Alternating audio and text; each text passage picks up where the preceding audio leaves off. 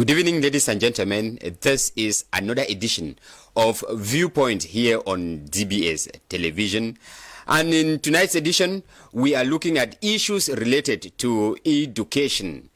We are broadcasting live as well on our Facebook page and on the address that you have on your screen. We are having our guests who are with us here in the studio. They are those who are involved in education. We have Mr. Mbacham Gideon. He is a pedagogic inspector. Good evening, sir, and thank you for accepting our invitation. Thank you, Venetius, for inviting me. It's a pleasure being on your set with you once more. It is a pleasure as well having you, and the pleasure of our viewers who are out there. Accompanying Mr. Mbacham is Mr. Kum Jerome. He's not a new face.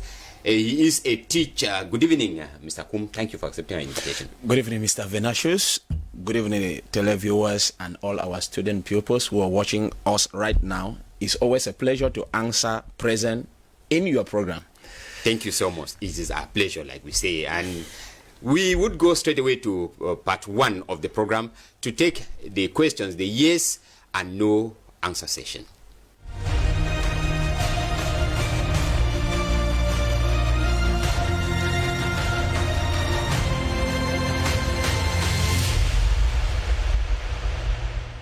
We begin with question one, and question one, noticeable indiscipline in our schools. Do we have any reason? We begin with the inspector. Is there any reason for this noticeable indiscipline in our schools, Mr. Bacham? Yes, there are many reasons, not just a reason, but there are many reasons that can justify that. Mr. Bacham says there are many reasons. Mr. Kum, any reason? Yes, to an extent. Yes, to an extent. So we take yes to an extent. We take question two. Should corporal punishment be reinstated in our schools, Mr. Kum? I think no. Mr. Kum thinks it should not be reinstated. Mr. Mbacham? My answer is a capital no. No. Mr. Mbacham says it is a capital no. It shouldn't be reinstated. These are your points, ladies and gentlemen. We are taking them actually to part two, where we would have the argument why they think so.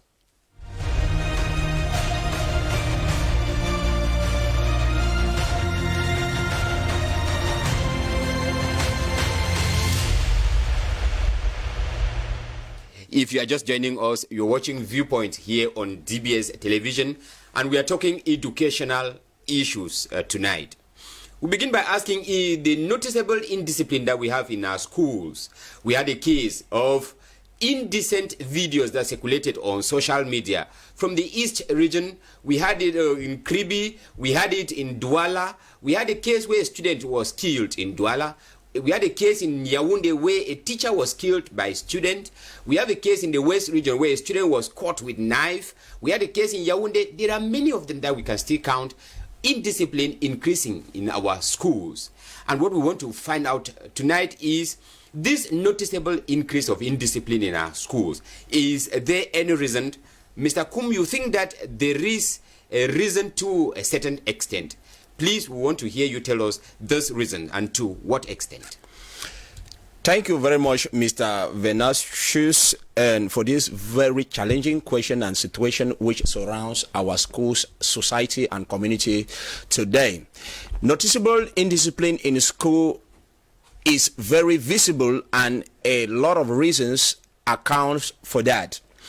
Indiscipline is when children or students are not adhering to the rules and regulations of first the school and the community in which they find themselves. And then children, they come to school to be educated and to behave well in the society. As they are coming with all kinds of manners, all kinds of habits, which we, the pedagogues and educators, we are bound to redress and correct them, make them acceptable people in the society. But yet, why indiscipline in schools? One, these children are coming, most of them, in homes that do not give them the proper training and education that will make them fit well in the educational milieu. Take the case of children who are coming from broken homes, homes where we have parents who are living apart, or homes where the parents live together but they constantly disagree. Mr. Venatius, a child who passed his time hearing his or her mother and father quarreling and insulting each other will carry the same attitude to school, because the first education of the child actually begins at home. Yes. And a child will carry this attitude back to school and portray it there.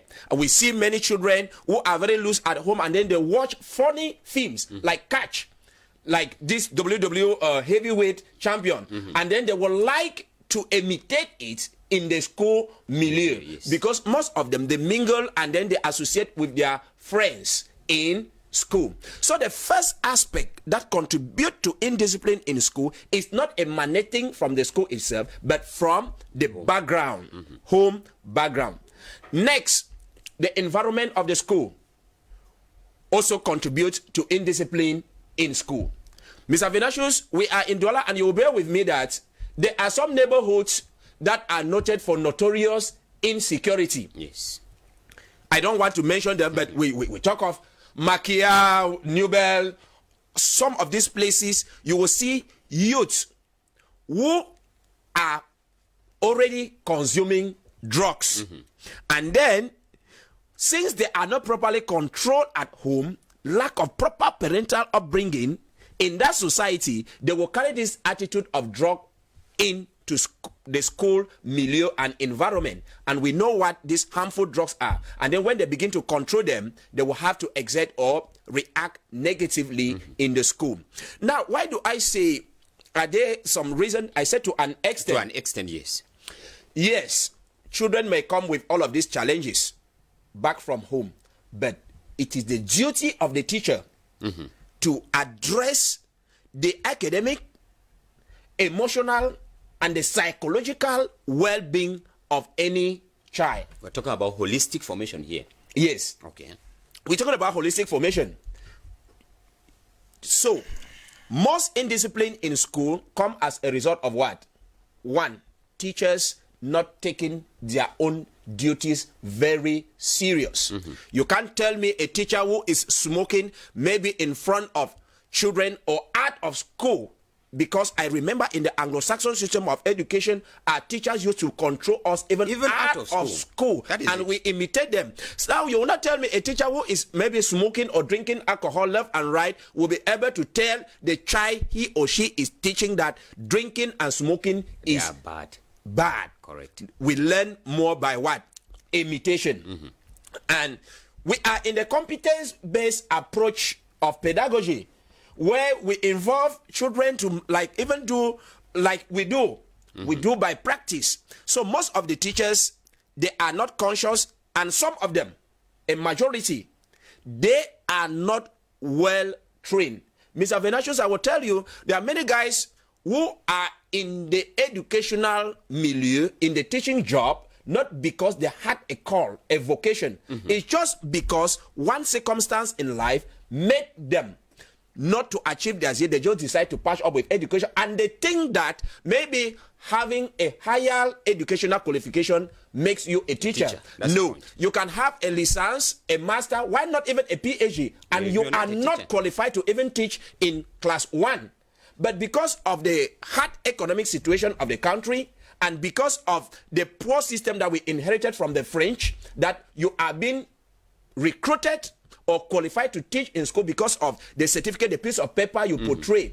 Many quacks, permit call it like that, many quacks and charlatans have infiltrated the profession, thereby assassinating the pedagogy that was put in place by the founding fathers of education.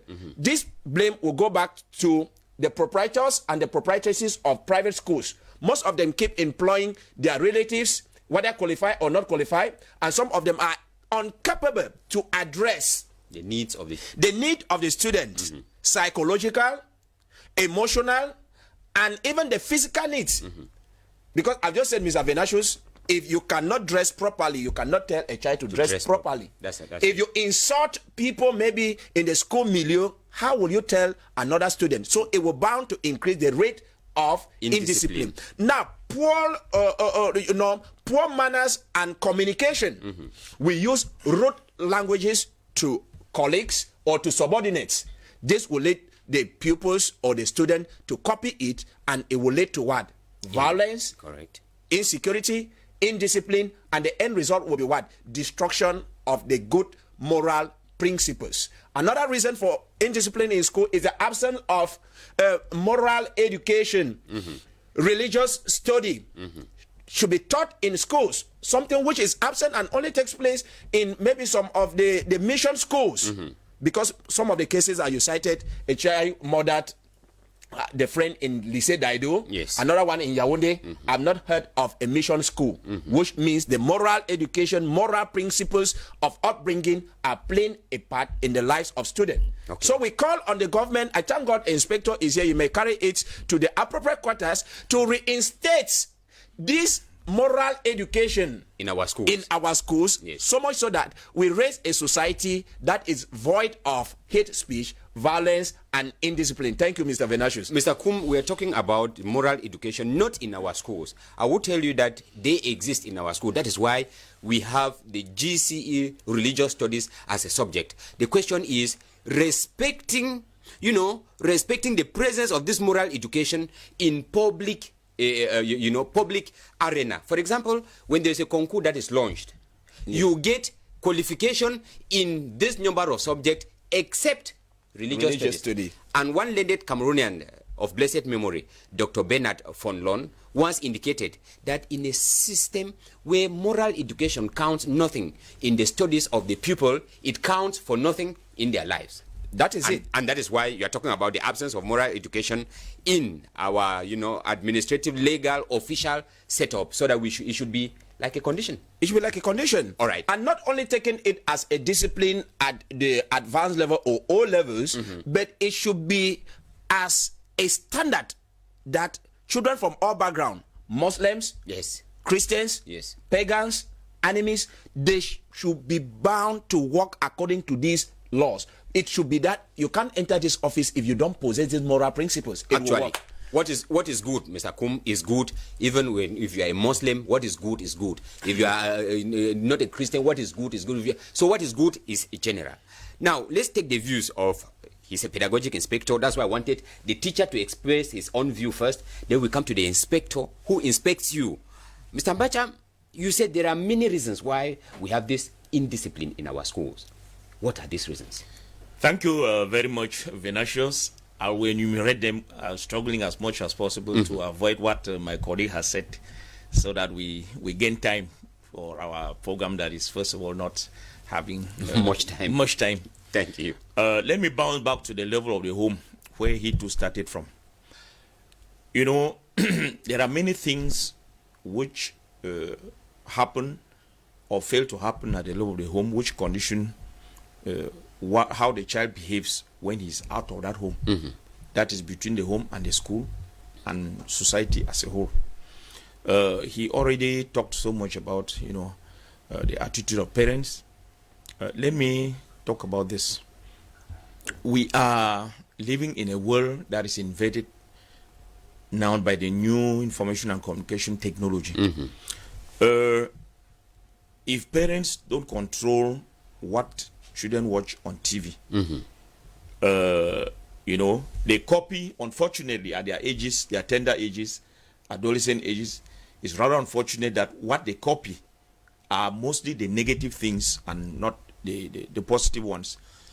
Take, for instance, most of them, without publicity, they watch, Nigerian movies on some of the international channels that are broadcasting them. And as you notice, most of those movies is always indicated there that is for, kids who are at least 16 and above. Oh, yes, 16 plus or 18 plus. Or 18. But go and see most of those watching them. And the tendency is to practice what they see. It goes same with, using the Android cell phones. It goes same with what they go for in the cyber cafes and so on and so forth. So there's that tendency to copy it. I'll just tell about something that happened the day before yesterday in my quarter, which you know very well. A student left Daido, came there the parents at home knew that that student was in school, and he came and was practicing homosexuality with, of course, a man. It was on social media. Good. Yes. With a man in the quarter. Yes. You can imagine the distance just between Dedo and the quarter here. And the quarter there. Yes. So you see that many things go the wrong way. That child who is the wife to that man, that man, those are things that he has, he's copying from what he's seen elsewhere. Then shifting away from home, but just one more before I actually quit from the home. Finally, there is a lot of parental irresponsibility nowadays. A child who leaves the house probably without eating and with nothing maybe to eat during break around this time, you can imagine how aggressive that child is going to be. First of all, because of the empty stomach. Yes. And you can imagine how tempted that child is to do what he or she is not supposed to do. Yes. Worst of all, if the female students. Yes. So you see that there's a lot to be done at the level of parents. Yes, to arrest certain negative situations and bring them under control. Now, at the level of the child proper, now this one goes with the child, the parent, and the teachers. Most students find themselves in the wrong place because of poor orientation.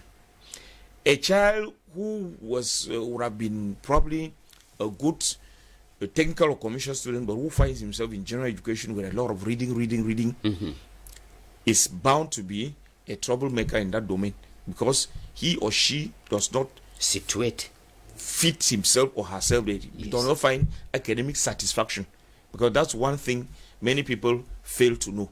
There are kids who enjoy practical things. There are some who will not be at ease if they are not learning and they are not touching with their hand, practical something things, with their hands at the same time. That one is that. Then down at the level of the teachers themselves and the administration. Some colleagues, unfortunately, just as Mr. Kum was saying, they spend a lot of time violating the professional ethics, assassinating with impunity pedagogy, and frustrating the young learners.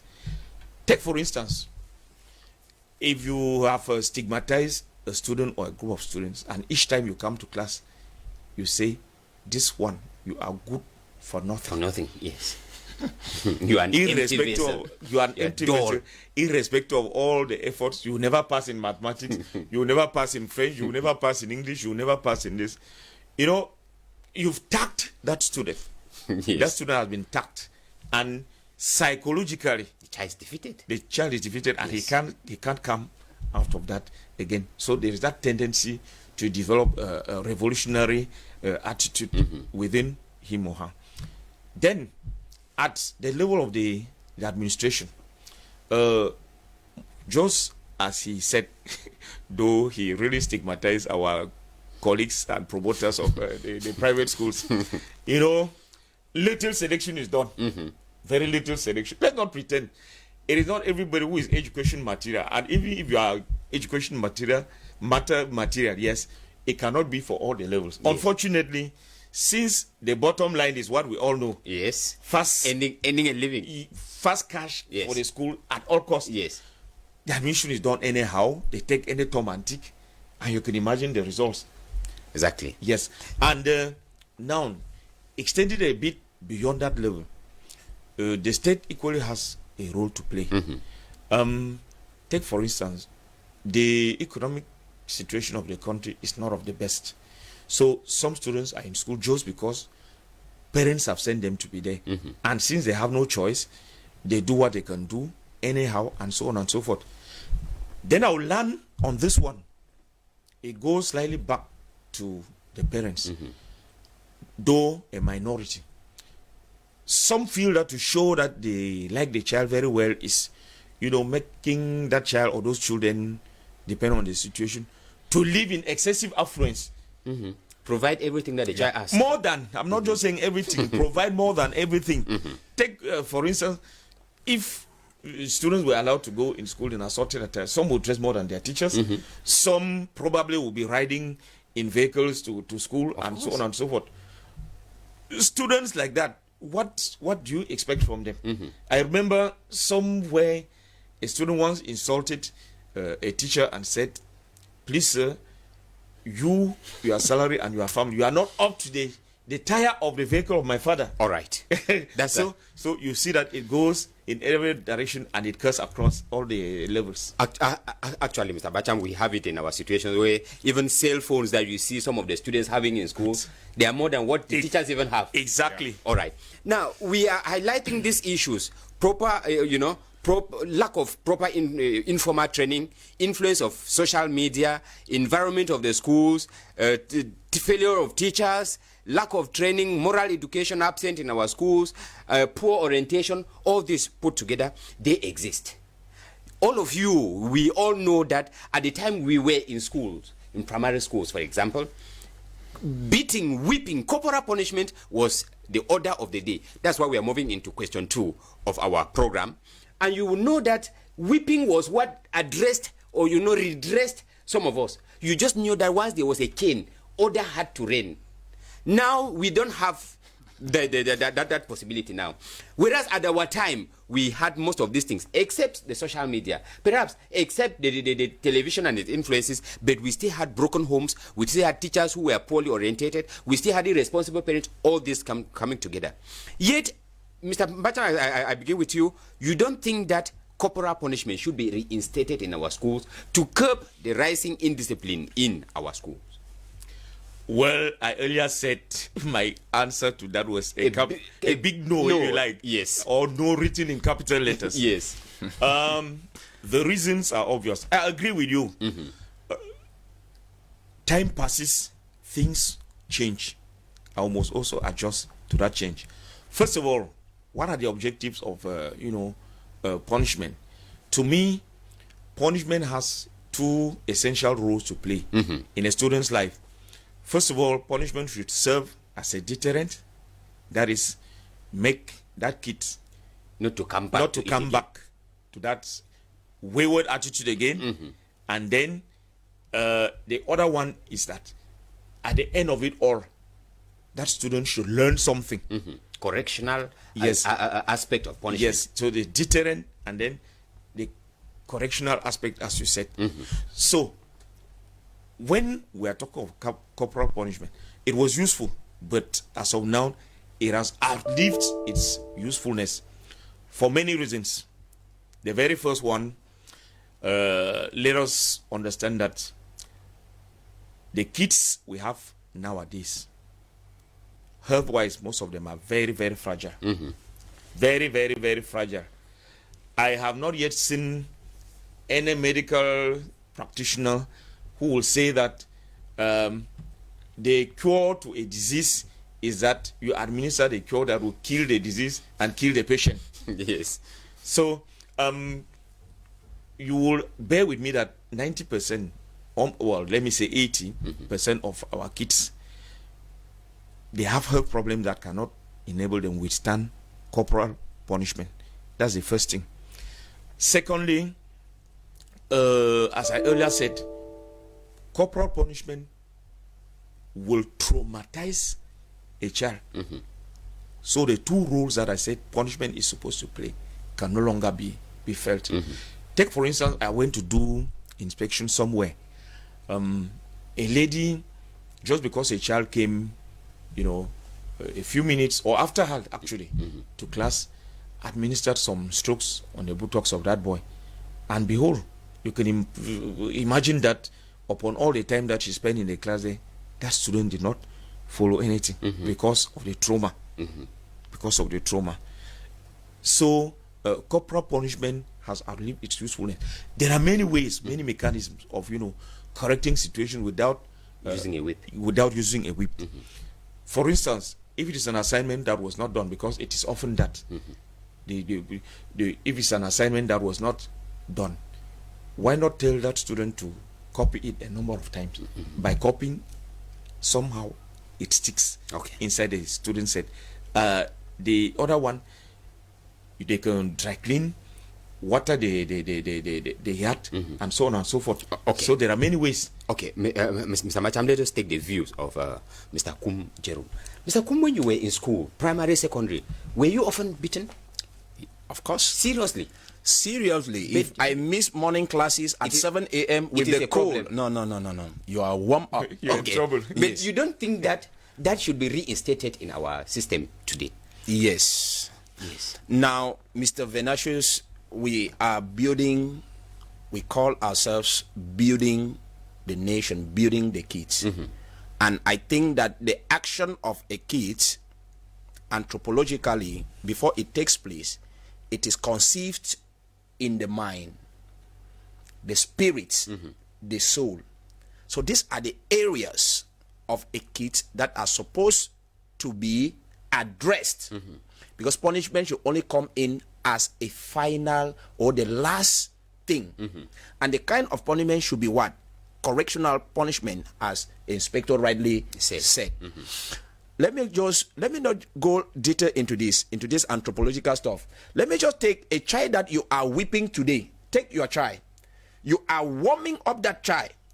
Mr. Venatio, that child, anything you do to somebody repeatedly is like training. You become used to. If you give 5 canes today, tomorrow you will give 7. It means After nothing. That, it means you nothing will give to 20. the child. It will mean nothing to the child. Yes. And the next time the child will hold a cane, that day you will not touch me again. Correct. If you touch me, it will be a fight. So instead of maybe provoking situation like this to happen in future, there are ways you build the mind of the child by what?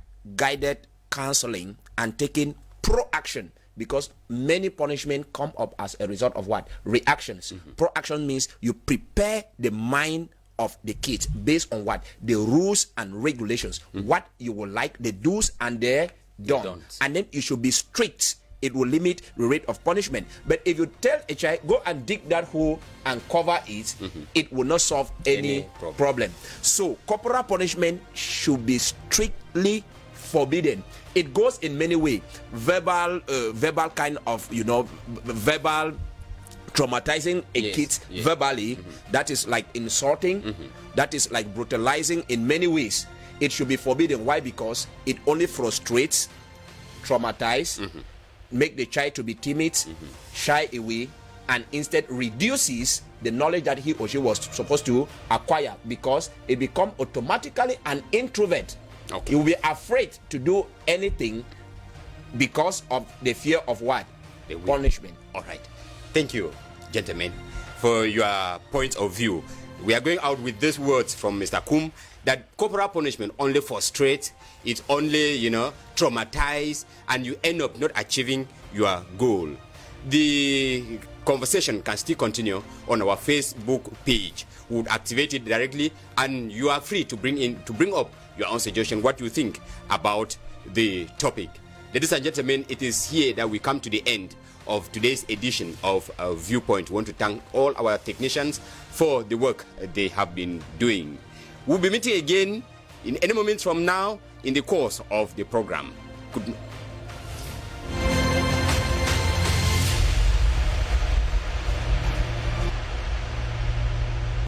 Coronavirus is not an imagination or an invention.